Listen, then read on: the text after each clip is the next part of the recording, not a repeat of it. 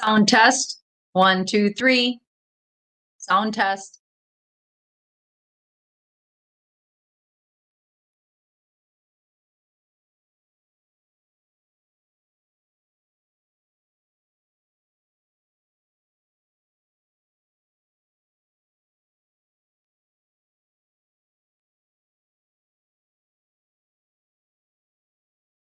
Testing 1, 2, testing 1, 2.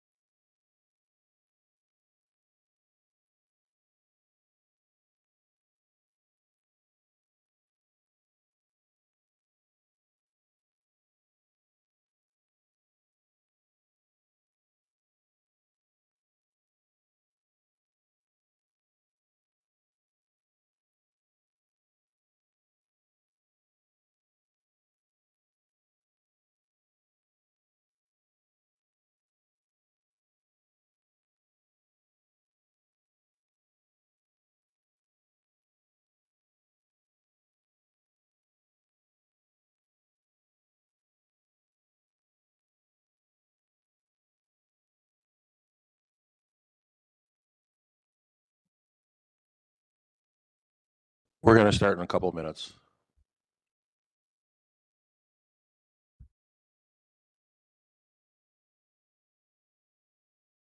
You put Spooky away?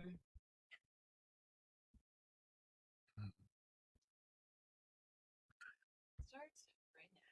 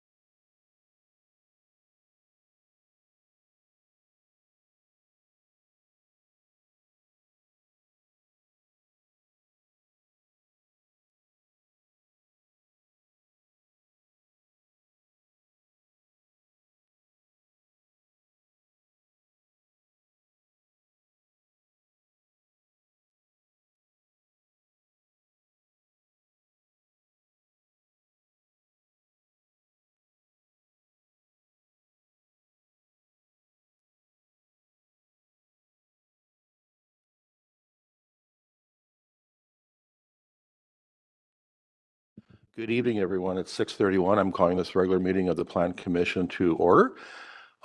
This meeting has been given public notice in accordance with Section 1983 and 1984 Wisconsin statutes in such form that will apprise the general public and news media of subject matter that is intended for consideration and action. Roll call is showing all commissioners are present. Bob Warren and Bridget Henke are absent excused. I entertain a motion on the approval of the minutes for 6/9/25 and 6/23/25. Make a motion to approve the minutes with one adjustment. Just a slight adjustment to the June 23rd meeting, age, Germantown School District enrollment projections. Under speakers, if we could add Chris Reuter, Dr. Reuter, the superintendent of school district. Okay. Okay. All those in favor, please say aye. Aye. Opposed? That motion carries. And that was, you approved for both minutes, correct? Okay, great. We are now on to item 4, citizen input. Anybody like to speak tonight? You've got 4 minutes. Good evening and welcome.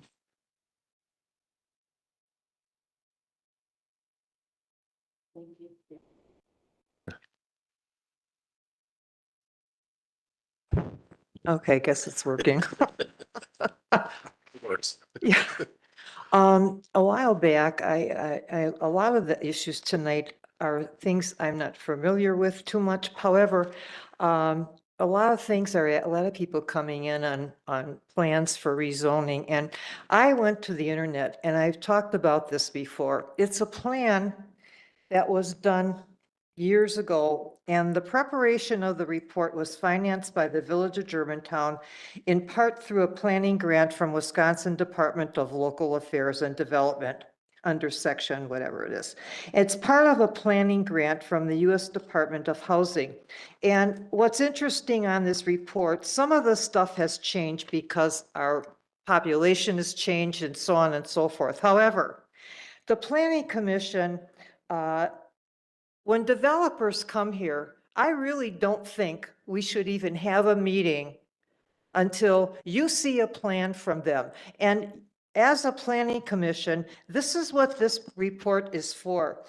This plan will have value to the village only to the extent that it is used on a day-to-day basis by village officials in making land use and related development decisions. Accordingly, the commission staff stands ready to assist the village in the adoption and use of this plan over time. This was done years ago. However, I had mentioned before, they split Germantown into areas and they did land assessments and zoning, what gets zoned for what. And I think when any developer from now on, we've been overspent. We don't even have a plan for developers. But if one comes in, we should have a rule. No developer should even be talked to until they come up to you with a plan. And that plan should consider what is the land use that was done in the study. Is it used for that or not? We're rezoning things that maybe should not be rezoned. And if they my dad used to build a lot of stuff in Illinois and here. And you know what? When he went and asked for the land assessments, okay, some were, he couldn't build on there because they said, no, we're not changing it. That's the assessment. And what I'm concerned about is I think we're overlooking the assessment. This is a valuable plan that thousands of dollars was spent. And the only thing that's changed in the land is, well, we've built on some of it and changed because of progress. But what's there is still under the use of the land, and the assessment of it hasn't changed. And I think we should be looking at that, and somebody comes for development, and not a plan should even be looked at till this developer tells us what they're going to do, shows us what they're going to do, what it's going to cost. And if they don't have those things, why are we even talking to these people? That's not how you plan anything. They come to you with a plan. They tell you what the plan is, what it's going to cost. Does it fit the land use where they want to go? And we need to stop what we're doing, or we're going to be in a mess financially. We're there now. And I think that's a big warning for how we're doing planning with developers. We control what goes here. And the developers either go with it or don't build here. It's quite simple. And I think we need to start taking a better stand. And then I'd like to know when we're going to have more neighborhood meetings. I think we need a lot more interaction with the people that are paying the taxes for all this. And I'd appreciate if we do that. And so do the hundreds of people that I talk to all the time want us to be considered before anything is done a little more than we have been. So that's all I got to say. I hope you take it to heart with this land use. It's an excellent document. Thank you. Thank you very much. Would anybody else like to come forward and speak tonight?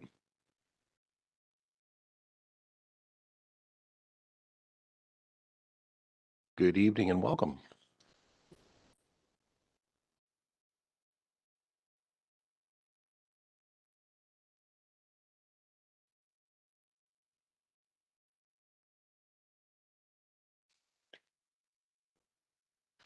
Okay, Melanie Smythe, N140W17938 Cedar Lane. What I just handed out was a definition of something that I found on the University of Wisconsin's site discussing smart growth and comprehensive plans. And also I found a number of documents that could assist communities in developing community-based planning sessions.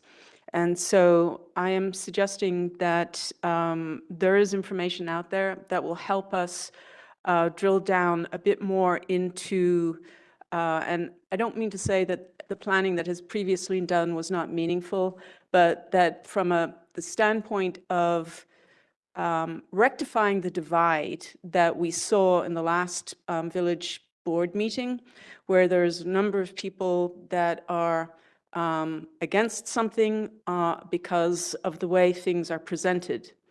I believe that there's a lack of specificity in some of the way in which the planning has been presented. I think the neighborhoods corridor, and I forget the third thing, is very broad. And it's intended to be broad so that the Plan Commission has flexibility. But I think it's too broad, and that it does not reflect the people or the neighborhoods, the individuals who already are there, whether they're businesses, whether it's industry, whether it's a school district or residential, whether it's on the north side, which is more rural, or the south side, which is more suburban. And I think that's part of the problem that we keep butting up against, is that this lack of definition. We don't have kind of a village intent plan. We have this framework to think about, if we're in this pink area, then it could be any of these 5 things. And if we're in this yellow area, it can be any of these things. And it doesn't really reflect the intent or the desires of people who currently inhabit and work here, nor play, whatever, go to school, visitors. It doesn't really do that. And I think after observing this, I'm being unsure about the neighborhood corridor and forget the third thing, planning process. I was skeptical about it at first, and I didn't really understand it. But over the last couple of years, I've realized that it is possibly helping to create some of the division that we have within the community about how developers can come forward and pretty much change a lot of the way present the uses within the plan. So I'm just posing this as an observation. The comprehensive plan was on it's the first item, so I figure I can squeeze the subject in. Let me just make sure. I'm not talking about updating the zoning plan. I'm not saying that at all. I'm just saying that if we need to have a better conversation, a better discussion about certainly the village center. That's been very clear over the last 8 months with all the activity around that. But we haven't ever really had a direct conversation about those things. It's always this bam, bam, bam in these meetings. And I think we need to find a way to stop doing that and driving ourselves up the wall. So thank you. Thank you very much. Would anybody else like to come forward and speak tonight? Good evening and welcome.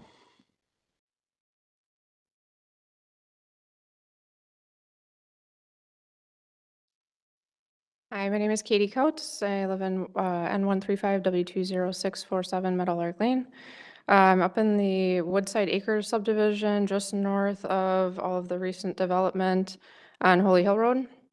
I don't really recognize too many of your faces. It's been a few years since I've come to these meetings for this topic. Our neighborhood was not happy with all the development when that started about 5 years ago.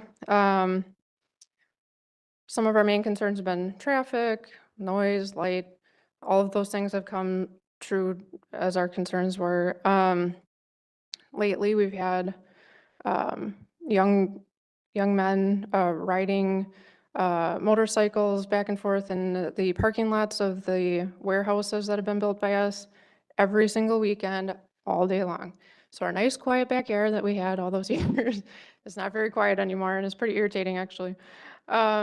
So now I'm concerned because I see the sewer service map updates and wanting to add the water even closer to our neighborhood. Right now, we've got one field between us and the warehouses. So this brings us like right up to our backyard. I don't fully know what the intentions are with adding the sewer service area, but I can only imagine it's not a good thing or nothing that I would want. And makes me think development's next. So we were promised, probably 4 years ago, to have these neighborhood meetings before any development would be planned, before zoning would be changed, before any developer would be allowed to present plans, that we would have neighborhood meetings first. Though nothing has happened with that at all in the last 4 years. So that would be something I would ask for, that before there's any zoning changes or development plans, that we can have those neighborhood meetings and that our neighborhood could be informed. A lot of my neighbors are interested too. A lot of them unfortunately are older. It's a little difficult for them to get here. But I think if we had like a planned session for our neighborhood, I think people would come for that. So that would be what I would ask for. Thank you. Thank you. Would anybody else like to come forward and speak tonight?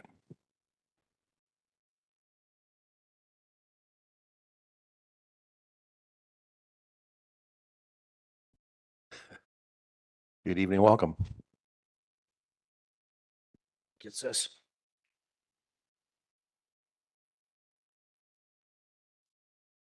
My name is William Schubert. I live at W204 and 986 Lannon Road, Colgate. And I'm just coming here to say that I'm very disappointed with what's gotten pushed through with this Sutton development. We were told we were going to have numerous meetings with the developer, which we only had one. Now we have it pushed through, and what do we do now? I feel you people don't listen to the residents. You take and deal with the developers, and whatever they want, they get. And that's just wrong. And what I don't like also is the developers come up here and they can start speaking. And if we have a question, we're told to sit down if we stand up and question them. And that's wrong. Because how do we get our questions answered? You know, you guys work for us. And you really need to take that to heart. I've grown up in this community and I've seen the development and everything's done haphazardly. And I'm very disappointed. You know, we elected you, Bob, and I felt you were going to take and change things. Same thing. Very disappointed. That's it. Thank you for coming. Would anybody else like to speak tonight?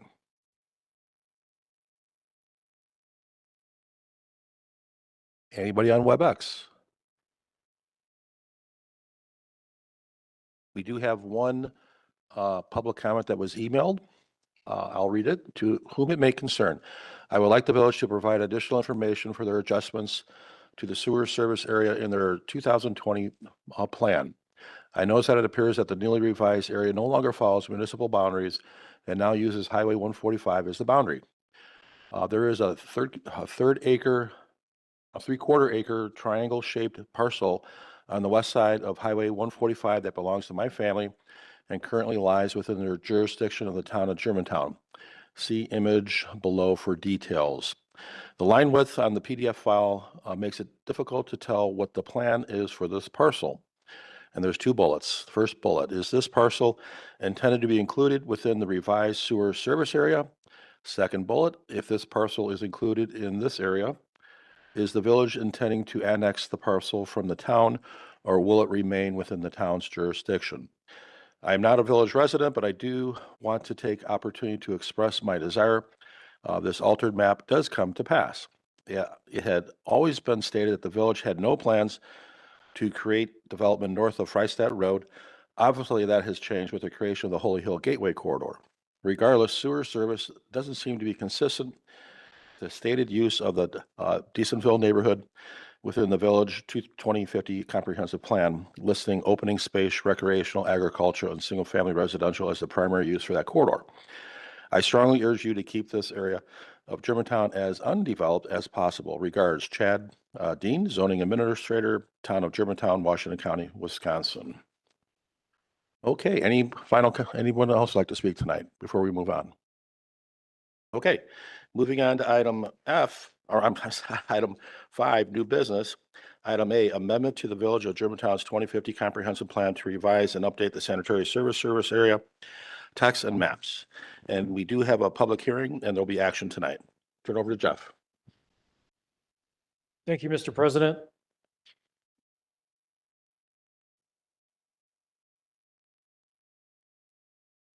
Since 2023, when the current sewer service area amendment to expand the area into Richfield was processed, the village has been working with SewerPAC on putting together a complete update to the local area sewer service area plan for Germantown.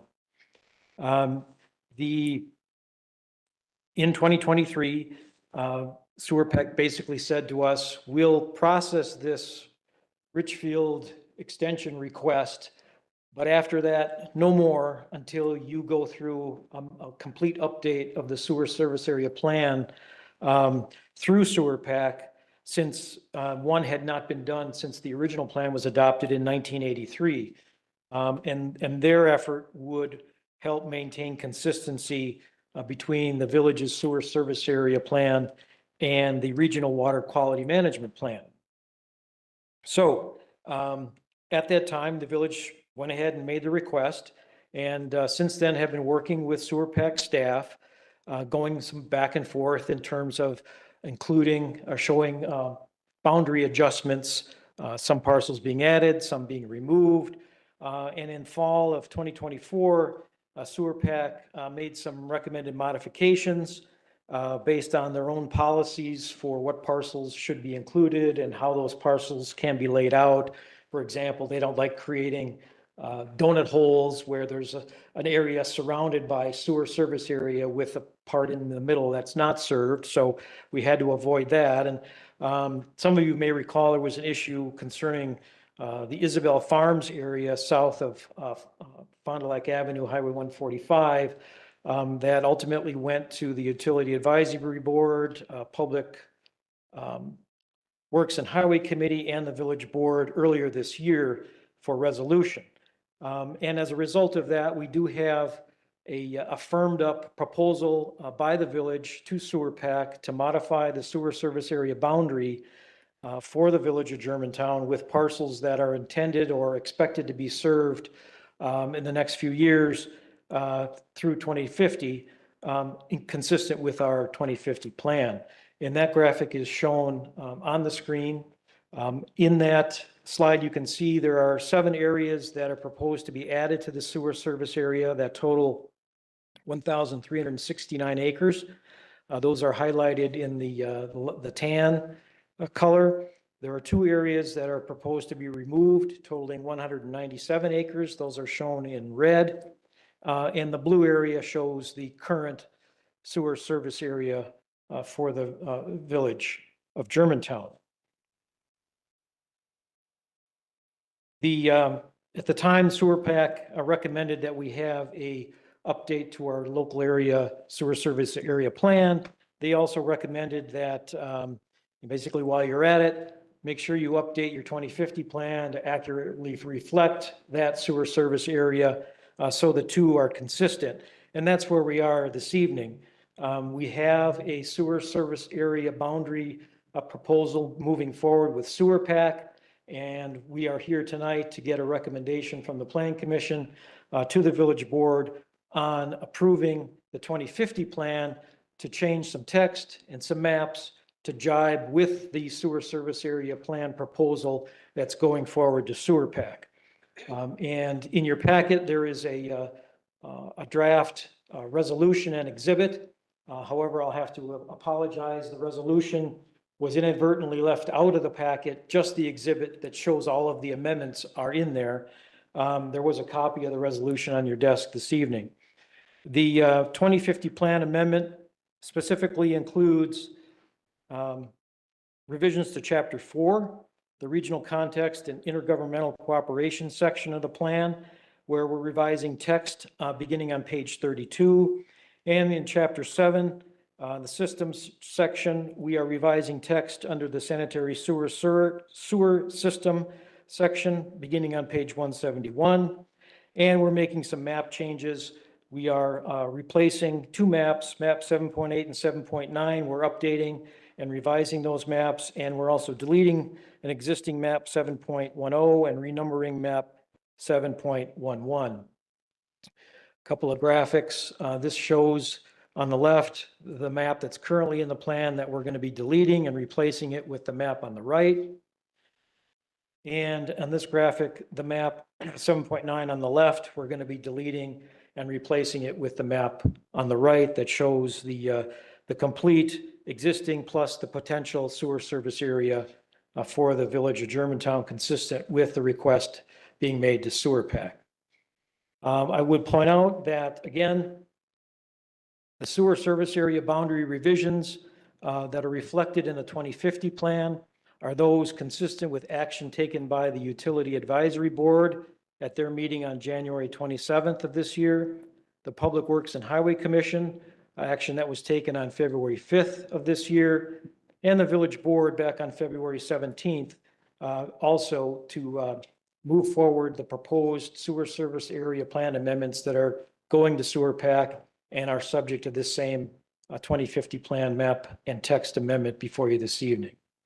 Again, the plan amendment is needed to ensure consistency between our plan and the future local sanitary sewer service area plan for the Germantown area.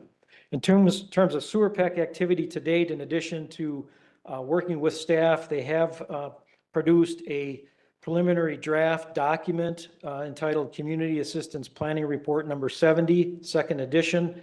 That preliminary draft was included in the packet materials.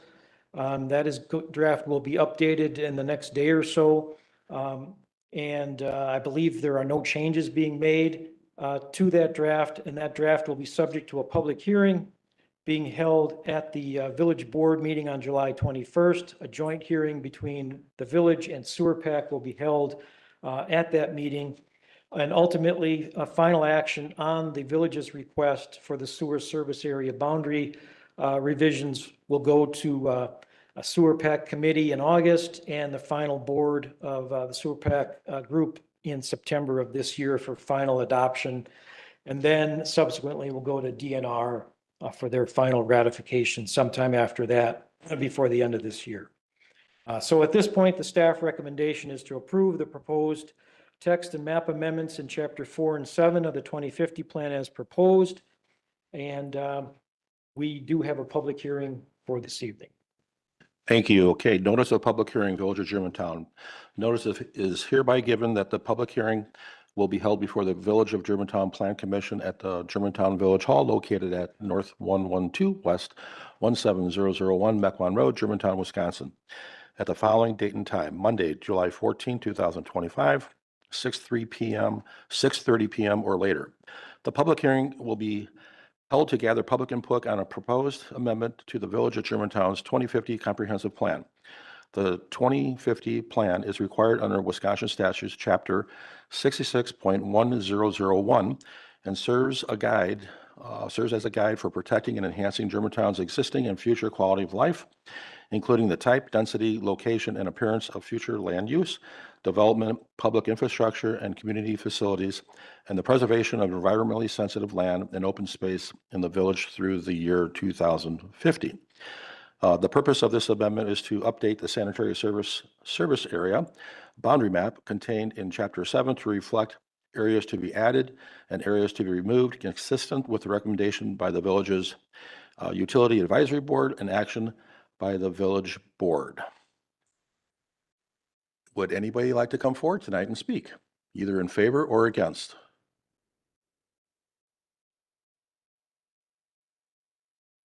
Good evening and welcome.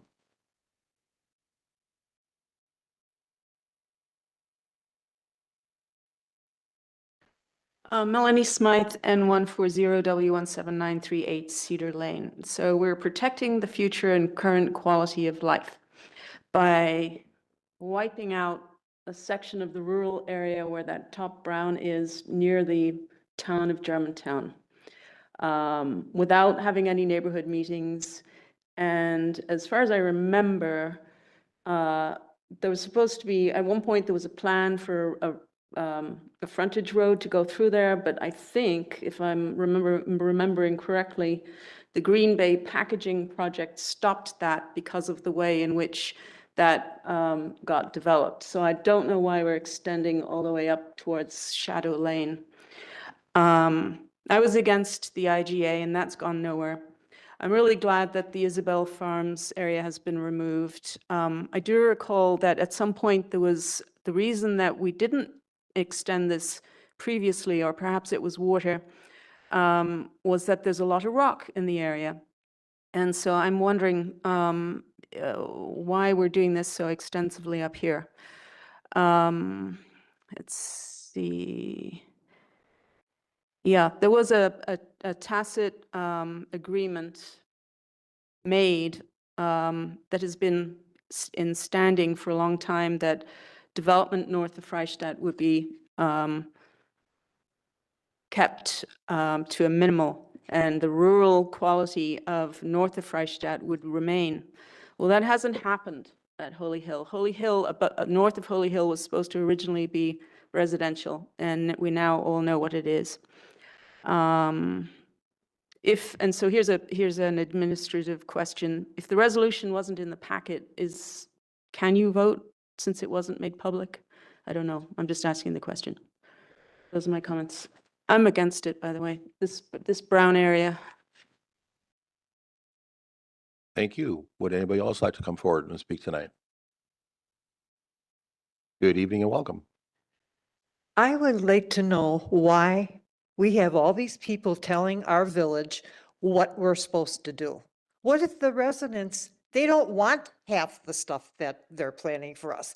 They want our village to stay rural. Don't we have any authority, right at all, because we're taxpayers and we are, I just don't understand. And this 250 plan, nobody knows about this plan. Is this a law that we are forced to follow? Can't we plan our own? If we don't want to do something, why do we have to do it? And if we don't have an attorney that can look into the laws and know real estate law, I think we need a new attorney to help us get through this fight for a lot of these issues that are going on. People don't want what, not you as a board, but what the Germantown Village trustees and these commissions are doing. We don't want all this stuff. When is it going to stop? When are we going to take a pause and say, what do the residents want? What is it going to cost them? Nobody asked that. I just gave you a plan that was planned by thousands and thousands of dollars of highly educated people. And I've mentioned this 4 times already. I wonder if anybody even looks at it. It's a planned use plan for this village. And it should be looked at, and it's mapped out and everything. And I don't get it. I don't understand how we can come up here day after day and meeting after meeting and express our frustrations. And it's like nothing was ever said. It's amazing to me. It really is amazing to me. And I really think we need to stop and tell the state, this is not what our village wants, if we can. And if we can't, then we should find a law that allows us to. But I'm just getting, I don't understand it anymore. It's very confusing. But I think we need to stop having people tell us what we're going to do in our village. And you want to pay for everything, do what you want. But if we're paying for it, we should have something to say. Thank you. Thank you. Anybody else like to speak tonight, either for or against?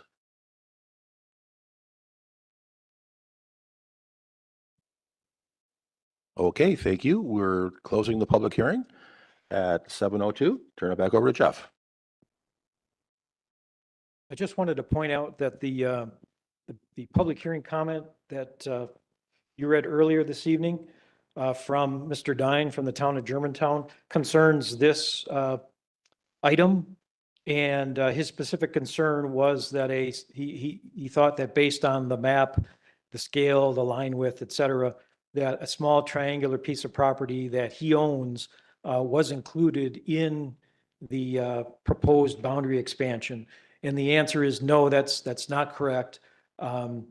He's correct that the scale of the map and the line width is such where it makes it difficult to interpret. But there's another map that I was able to pull out and provide to him that shows that his triangular piece is in fact not included in the boundary expansion. So it's sort of a moot point with regard to that particular comment.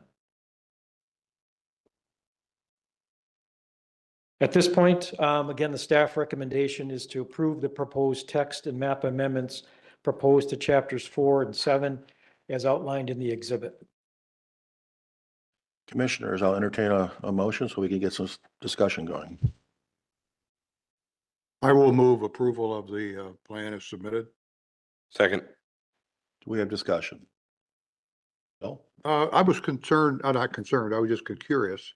The 2 areas that we removed from the plan, one of those, I can't tell, as you pointed out, the detail's kind of low here, but the one on the western side of the map, there seems to be a development in there. How does that work with anybody who has a house in there? I mean, were they planning to have sewer service and now they're not, or how does that work?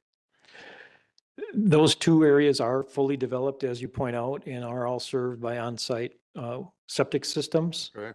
And the Public Works staff thought it best to eliminate those areas from the sewer service area for that reason.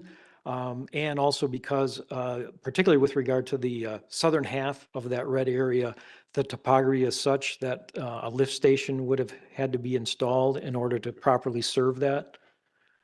And it would be cost prohibitive for that particular area. I think it's just one subdivision, frankly, that served. Yeah, I think I was right when I looked at another map.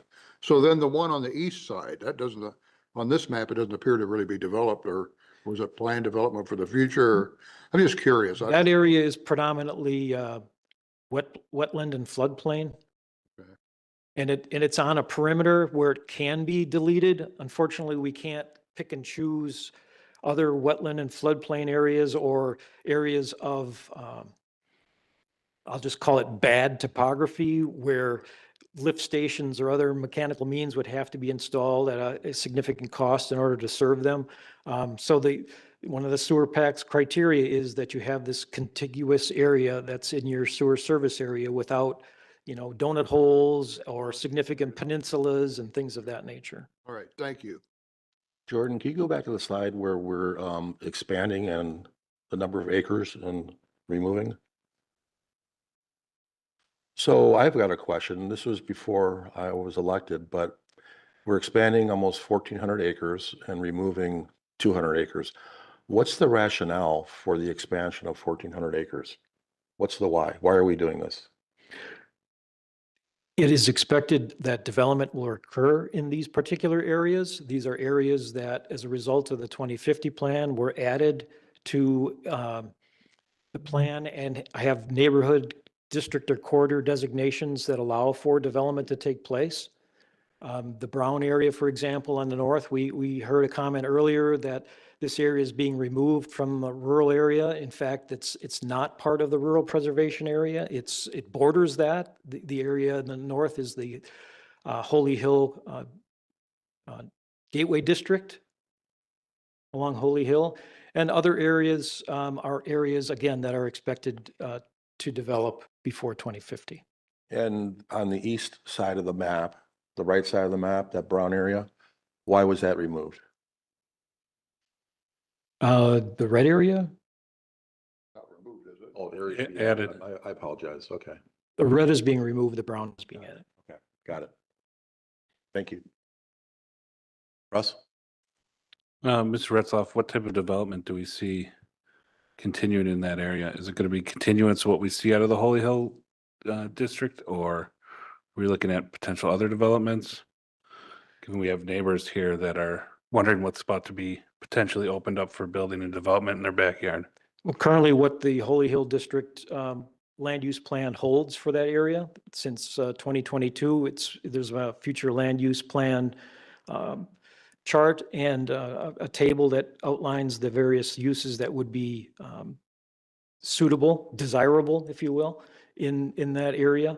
It's expected that a good portion of the brown on the north side along Holy Hill would be developed in similar industrial, office, warehouse type uses. In fact, there's a concept plan in the 2050 plan for the Holy Hill neighborhood or district that shows a potential development in that particular area north of Holy Hill and east of Goldendale. The area west of Goldendale and north of Rockfield is in an area that is specifically designated as an area that can only be developed with agricultural uses until the master plan is completed for the Holy Hill district. So to answer your question, yes, similar uses to what's already developed in the Holy Hill area. Okay, thank you. And I'd just like a comment on the 2050 plan and whether my fellow colleagues, trustees on the board like it or not. I committed to revisiting the 2050 plan, and this commission has that task to do that. So in future plan commissions, and I don't know what that looks like, but in future plan commissions meeting, we will have a discussion. There will be a discussion of more neighborhood meetings to review it, update it, modify it, et cetera, along with a cadence in terms of how do we do this month over month, year over year, that type of thing. So we will be doing that.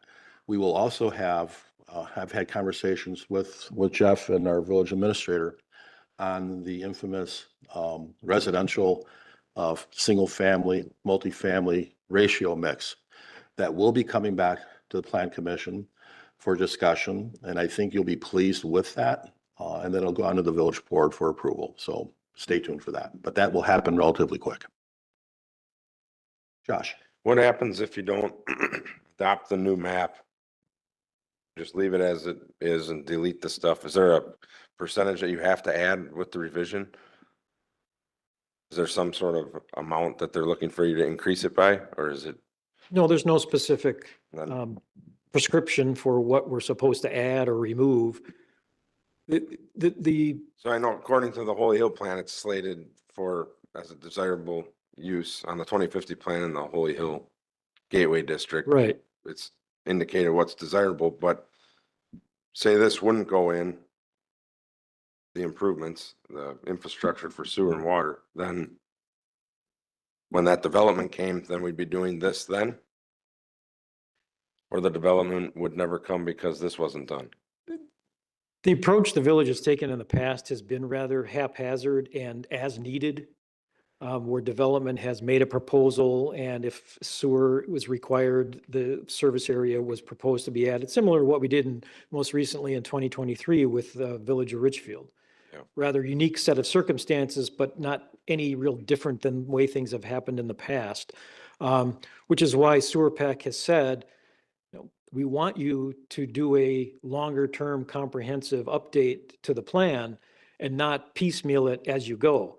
I think part of the reason the village has sort of done it piecemeal is, has to do with the finance charges that the village has to pay to MMSD for land that's in the sewer service area, whether it's actually served or not.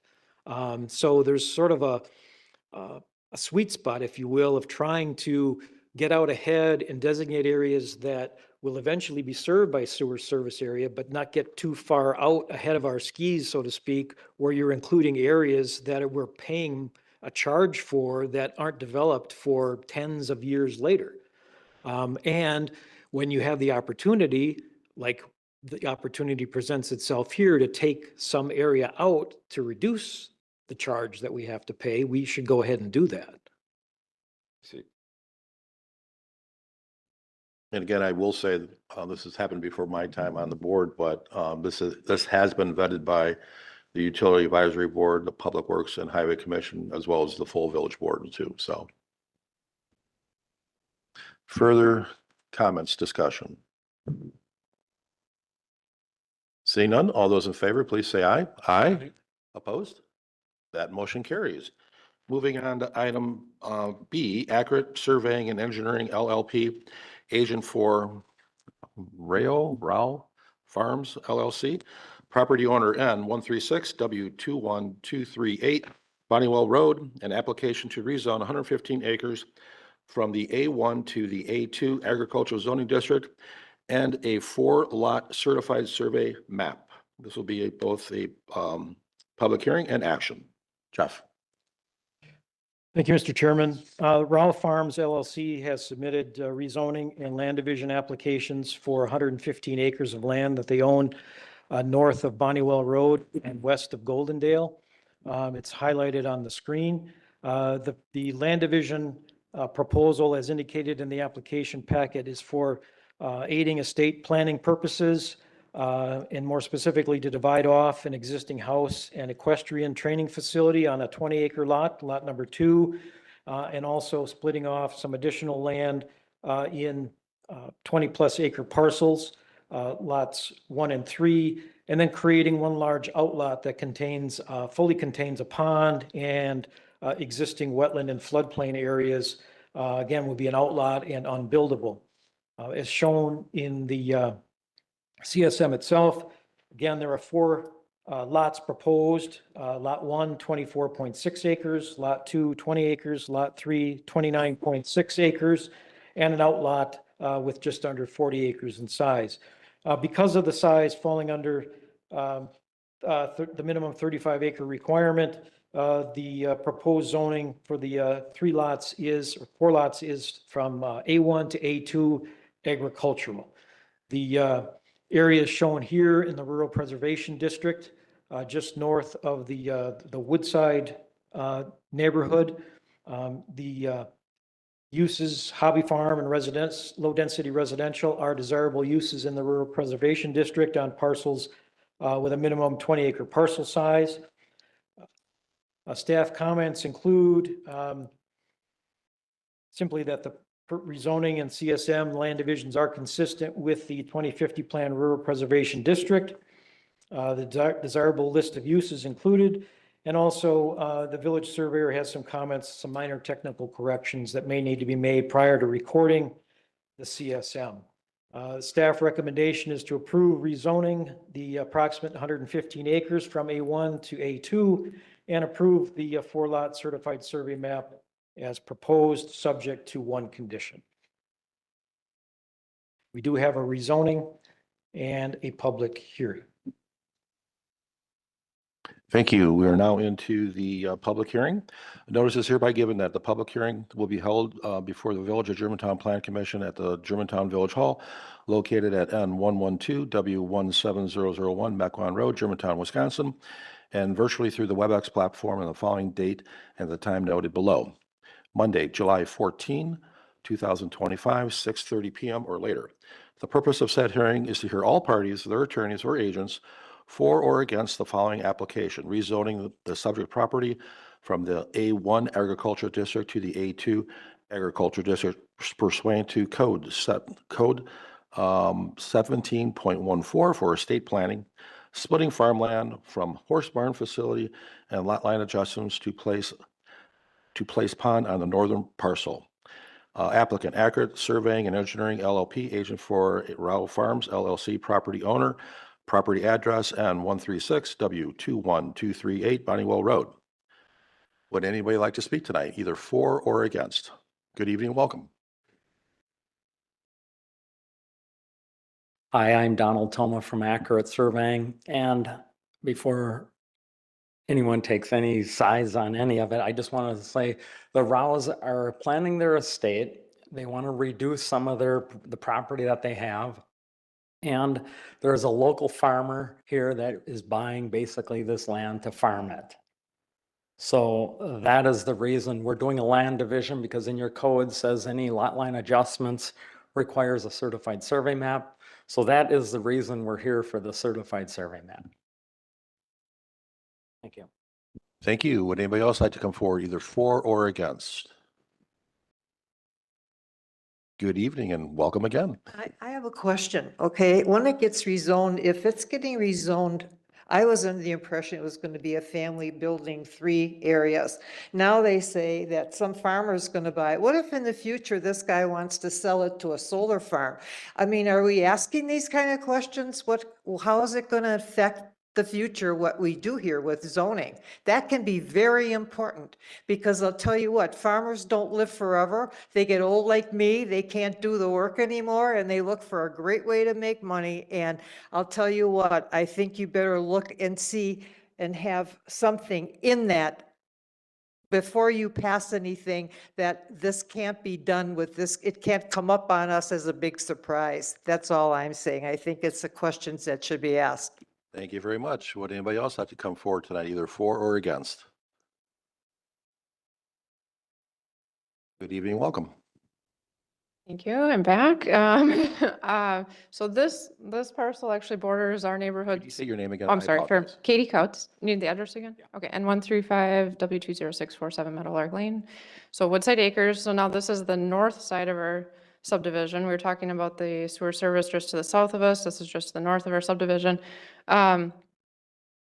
Definitely love farming idea. That's how it's been. That's how our whole area was for the last 20 years, since I've lived there.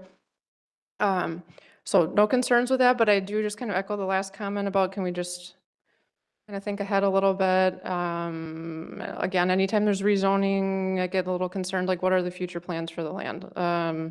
Right now, seems fine, seems innocent, but there's always a slippery slope with rezoning. So just want to kind of throw that out there. Thank you. Thank you. Would anybody else like to come forward, either for or against? Anyone on WebEx would like to come forward, either for or against? No, there's not. Okay, thank you. Close this hearing at 7:19. Now we could go on to discussion and action. Commissioner, Jeff, you want to turn it back over to you, or should we just get back? Yeah. Commissioners, entertain a motion so we can have a discussion. I will move approval of the proposed certified survey map. Do we have discussion? To the one objection there, Jeff, let's take the solar farm example, okay? If somebody wanted to do something like that, they would have to come back here, would they not? They can't just do it. That's correct. They would have to come back. Okay. And as we discussed with the Rockfield Road Solar Farm project, state statutes have provisions that essentially overrule local regulation and prohibit us from prohibiting solar farms Okay. in agriculturally zoned areas. So whether it's A1 or A2, property owner could pursue that if they saw fit to do so. We changed the code late last year, that now requires a conditional use permit as part of any solar farm project going forward. So that would provide a little bit more additional layer of involvement and review. The only reason I brought it up is I just wanted it clear that we really do have some control over what is done with the property. It's not just free will. Okay. And I will just comment about specifically on the solar farm, which I did not support, but the village board passed it. And I understand that state law, I get that, but I'm a firm believer in local control. And we could vote not to pass that, knowing that the Board of Zoning Appeals would overturn it, which I believe that's what happened this past time with the solar field. I believe it. Correct. So, but again, we have really no control over solar fields, but we do have control over other development, and this commission would look at that. So, All right, thank you. further discussion. Bob? Just one question on the information you just shared. They're selling the 2 undeveloped farming lots, or they're selling all 4 parcels?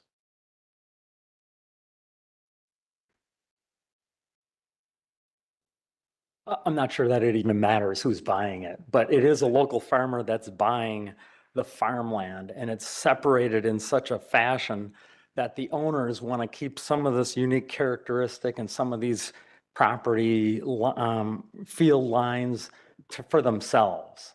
Sure. Okay, And- I wasn't asking who was buying it. I was making sure I understood that we're not dividing this to sell the entire parcel. We're dividing it because somebody's buying the 2 undeveloped farming lots, and the current owner's keeping the lot with the residents on it. That's right.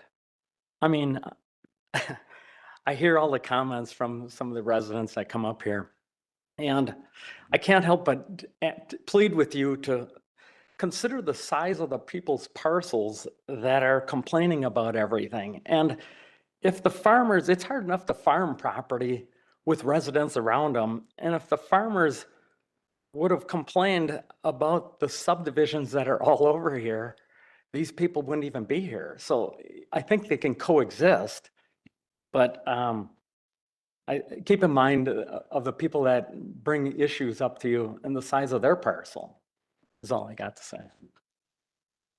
Further discussion. Seeing none, all those in favor, please say aye. Aye. Any opposed? That motion carries. Moving on to item, I think we have to approve the rezoning, right? I just motioned, my approval was for the certified survey map. good catch. So I will move Enter- approval of the rezoning. Second. Discussion. Seeing none, all those in favor, please say aye. Aye. Any opposed? That motion. Russ, you oppose?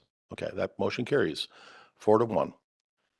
Moving on to item C, Bellcraft Builders, agent for Bilford, Germantown Holding LLC, property owner, N 116W16474 Main Street, site plan application for a 4,800 square foot storage building. Jeff? Thank you, Mr. Chairman. Blifford Lumber and Design acquired an 11-acre parcel north of Main Street, as shown on the screen back in 2019. It was formerly owned by Nye Hardware and Lumber. Site plans were subsequently approved in 2020 and 2021 to enclose an existing area under roof to provide for additional retail space. And they also added an entrance tower and a front porch and sort of cleaned up the existing facade of the forward-facing building right along Main Street. They also added parking spaces, widened the driveway on Main Street, and also got approval for additional wall signage for their facility. And they have been expanding since.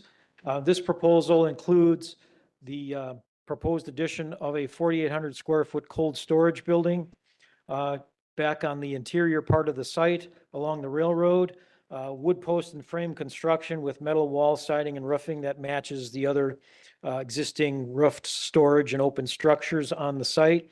They're also adding additional asphalt and including a biofiltration retention basin on the site on the west side of the proposed building location between the proposed building and a wetland area that's located on the far west side of the property. The purpose for the building is to store wood products.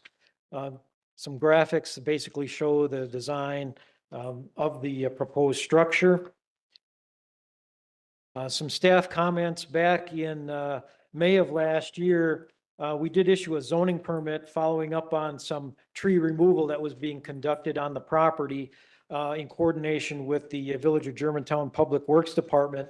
That tree removal and site restoration that had been agreed to by Blifford has not yet been completed. Staff recommends that we include as part of this site plan approval that area and site restoration just south of this proposed location be completed by September 1st of this year.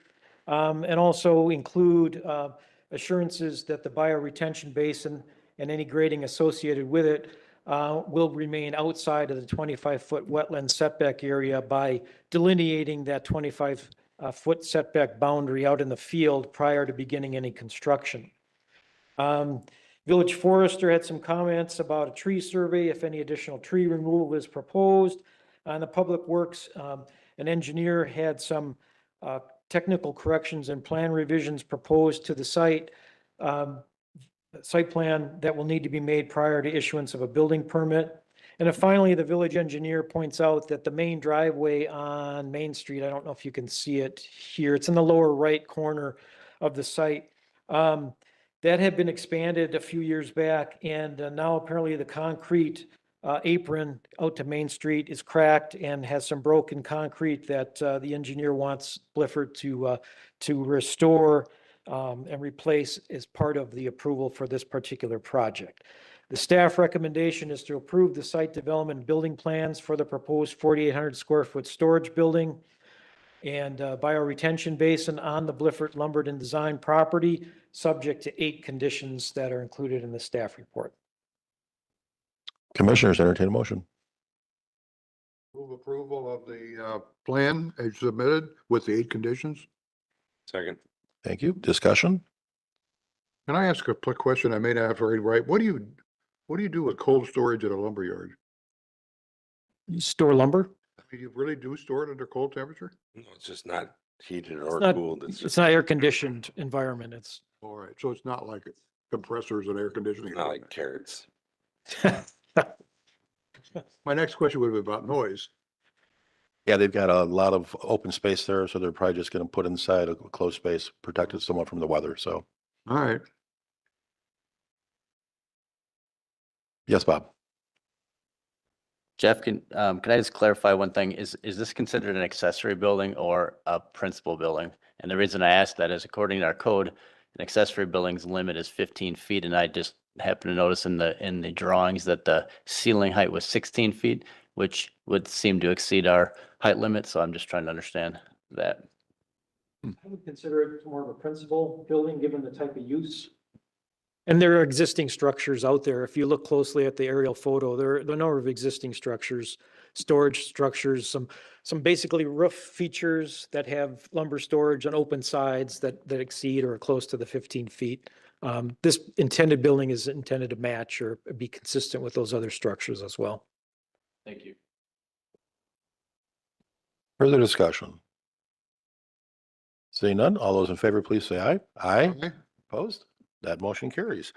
Item D, Justin and Elizabeth Rundle, property owners, zoning permit application to install a 6-foot privacy fence in a public drainage easement and a storm sewer easement on property located at W160 and 10766 Hidden Glen Lane. Jordan.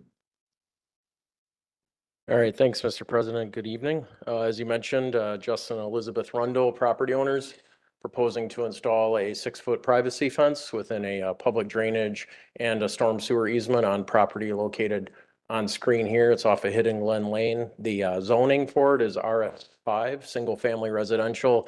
It's part of the Brook Hollow subdivision. So summary, as you saw in the packet, their property is encumbered by a 20-foot storm drainage easement along the rear property line, and then a 10-foot swath of storm sewer easement along the southern property line. The proposal that the owners are proposing is to install the 6-foot white solid privacy fence around the entire rear yard as part of an in-ground pool installation to enclose the yard for safety purposes. And with that being said, the fence is proposed at 6 inches above grade within that drainage easement area within the rear yard. Couple site plans that you saw in the packet, one subdivision plat map with the easements located on there and the red line showing where the fence is proposed. Again, to the aerial to the left, showing the drainage easement swath and the 10-foot storm sewer easement swath with the green line being the fence. Again, within the 20-foot swath of drainage easement, the property owners are proposing it to be 6 foot above grade to allow better stormwater flow. Just an aerial here. Oh, I'm sorry, 6 inches. Yeah. Section of the code here, as you saw in the packet, provides for fences to encroach within public easements. It was revised not too long ago, but this section of the code is included in the staff report. Main takeaways with that, it provides the Plan Commission to allow consideration of the location, design, and the materials, whether or not that encroachment shall be allowed within a drainage easement, given what's proposed, and that it won't materially interfere with drainage flow within that easement. And in the case of a subdivision, that the HOA consents in writing. So as I mentioned, applicant proposes fence to be installed 6 inches above the grade.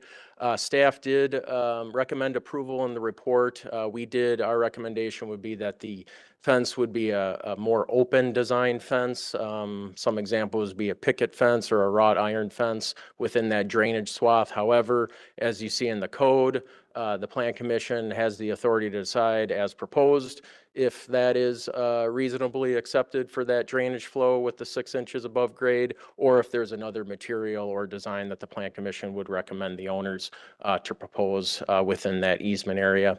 One thing to note, Brook Hollow subdivision, the HOA is not known to be active, so that requirement is essentially a moot point. And then we do have a village engineer memo within the packet. Generally, Public Works doesn't recommend fences to be within easements as they've done in the past. However, if the fence is allowed or authorized to be within the easement, that a encroachment agreement essentially be drafted with the property owners to take financial responsibility off the village in case there's issues with maintenance or the drainage easement or storm sewer easement area. So with all that being said, the recommendation would be to approve the zoning permit application for the proposed 6-foot privacy fence. Again, our recommendation would be that the design of the fence would be quote unquote open within the drainage easement. But the property owners are here, Justin and Elizabeth, in case there's any questions. And then I'll turn it back over to the commission just for discussion.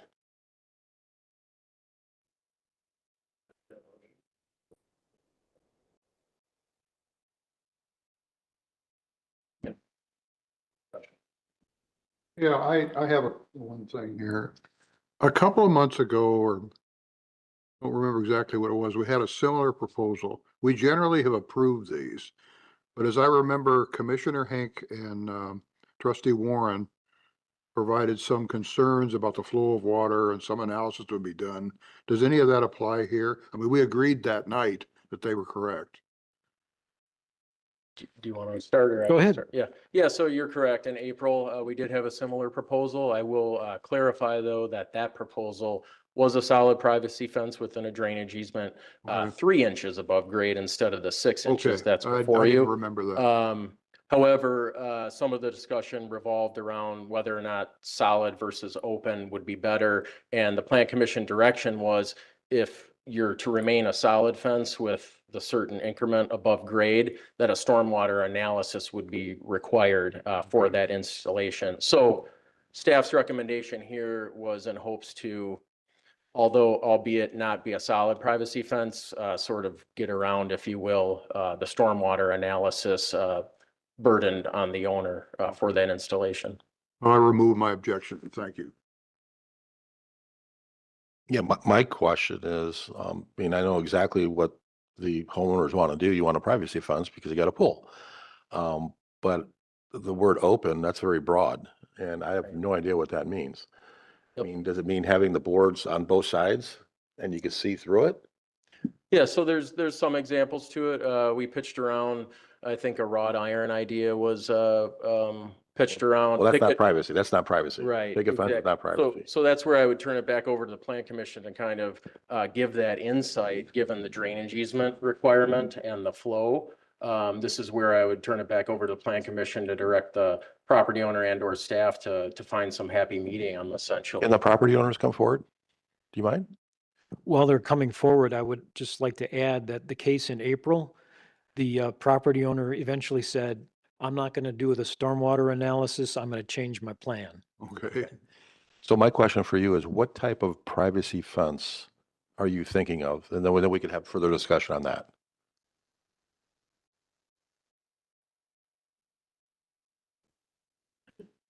Yeah, you turn them, yeah, there you go. I think with the plans. Yes. Image of the privacy. Yeah. Okay.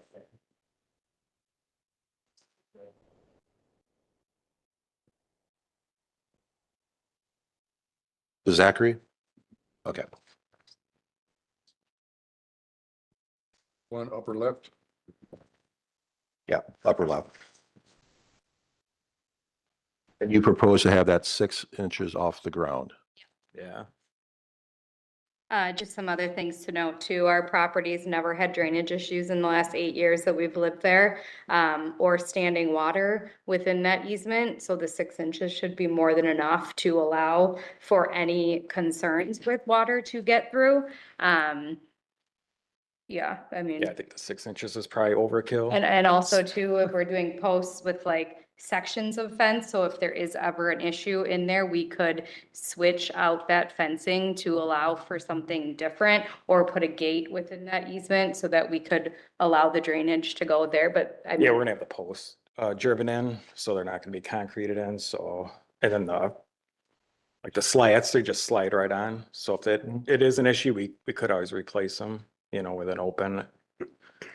I don't see it as an issue. no. Any questions from commissioners? I see a lot of these. I rarely see a problem with it jamming up water. And if it would, then the village is gonna come and tear it out at your expense. It's gonna flood my backyard, so if it does, it's. Russ?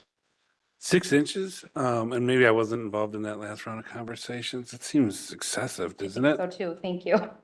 I mean, it's half foot. I mean, we're talking water. We that- would ideally like 4. We were going with 6, so you won't deny us because we think it's a little, just because it's been denied before doesn't mean it needs to be denied tonight. Because I think 3 inches is more than enough Yeah, for drainage to flow through a backyard.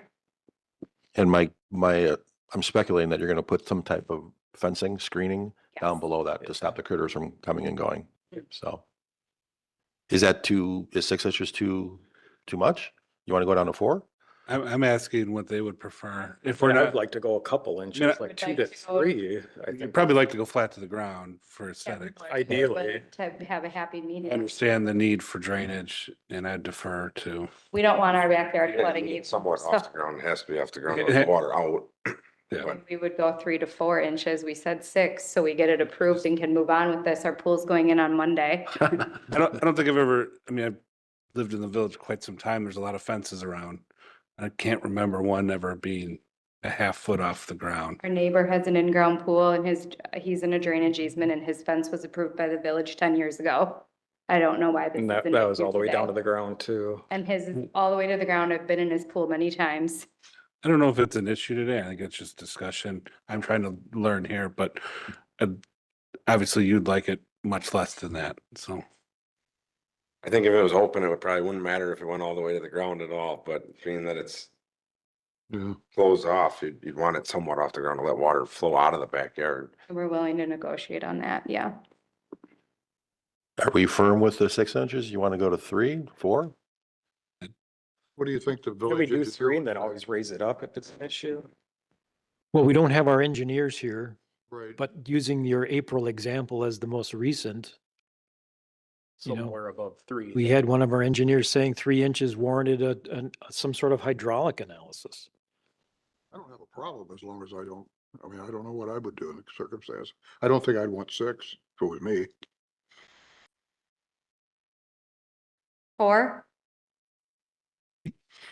Make a motion to change it to 4 inches. There you go. I'll second that. Discussion on the 4 inches. Had to Jeff, give, I have a question. Then what happens to the homeowner who came in a month ago and got told that He they had did to be at say- 6, and now I know they said they decided they didn't want to do the analysis, but we required them, and they backed off. So now They moved the fence out of the drainage easement.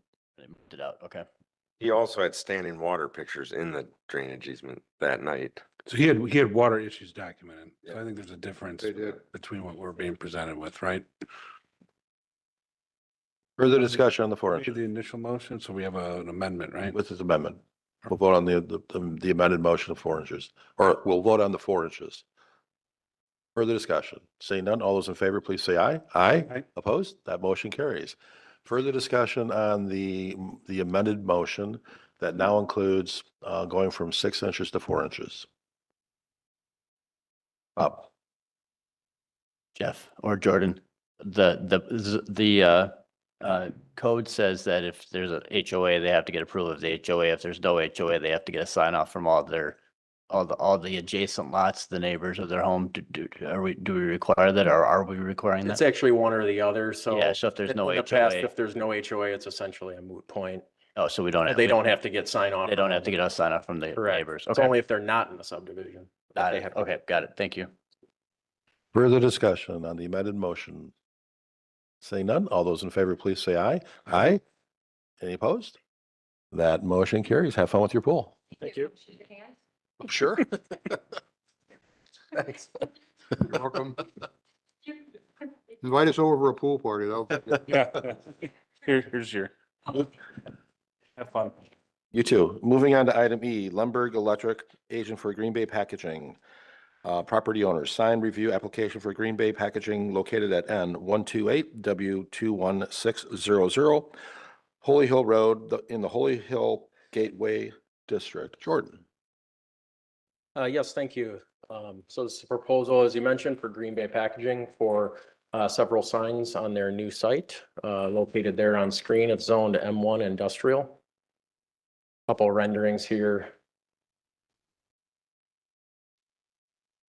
And the proposal, as you saw in the packet, is a monument sign, one of those at 60 square feet, illuminated, a number of directional wayfinding signs, visitor parking signs, and a wall-mounted cabinet logo sign to be located on the northern facade of the building. I have some images here that you saw in the packet too. So the monument sign. These are the wayfinding and visitor parking signs. And then this would be the sign cabinet or wall sign cabinet logo on the northern facade. And here's the location map just to show you the locations of the proposed signs under this permit application. With that, the monument sign, directional wayfinding signs, and the visitor parking signs do comply with village code requirements, location, size, etc. The wall-mounted cabinet sign should be noted that was granted a variance by the Board of Zoning Appeals in April, as the proposed square footage of that and the already approved wall-mounted channel letter sign on the western facade would be above the allowed square footage for wall signs on the site, but it was approved by the Board of Zoning Appeals for the proposed square footage. With that, we do have a standard recommendation under the conditions that electrical permit be required upon installation with the illuminated signage. So with that, the recommendation is approve the proposed signs per application by Green Bay Packaging for property off of Holy Hill Road, subject to 2 conditions listed in the packet. I believe the applicant's online in case there's any questions for the applicant. I can take any too. Thank you. Entertain a motion. I move approval of the proposed signs per application for Green Bay Packaging with the 2 conditions outlined. Second. Do we have discussion? Beautiful building. If you've never been there, I know this, your commissioners, you approved this, and it's a beautiful, beautiful building. It is, So, it really is. no discussion. All those in favor, please say aye. Aye. Any opposed? That motion carries. Moving on to item F, Sign Effect Inc., agent for TDC Willow Creek LLC, property owner, sign review application for Exilum, located, what is it called? Xylem, located at N102W19200 Willow Creek Way in the Willow Creek Business Park. Jordan. Yeah, so last one here. This is a proposed sign package for Xylem within the Willow Creek Business Park, property shown on screen here. Xylem actually was granted zoning permit approval in 2024 to occupy a portion of that building, that industrial building. And now they're coming back for their wall signage and a couple other small vinyl graphic logo signs on entry and exit doors.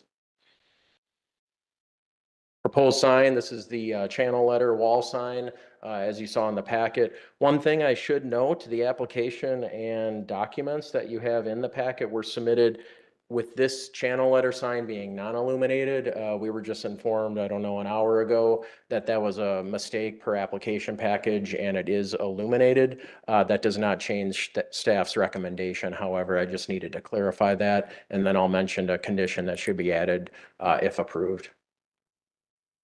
And just an image of the graphic logos, pretty standard pad on the entry exit doors as proposed. So the proposed signs do comply with applicable standards for the village sign code within the M1 district. And with that, the recommendation would be to approve the sign package as proposed. However, if you do approve it with the sign being illuminated, I would ask that the standard condition that an electrical permit be required upon installation or prior to installation be added. And that's all I have. Great. Commissioners, entertain a motion. I will approve or move that we approve the proposed sign package for Xylem with the 1 condition that I should elect permits. Yep. Second. Great. Do we have discussion? Seeing none, all those in favor, please say aye. Aye. Aye. Any opposed? That motion carries. We have no announcements, so I'm going to adjourn this meeting at 7:47. Thank you for coming tonight, and please drive home safe. So are we meeting in 2 weeks?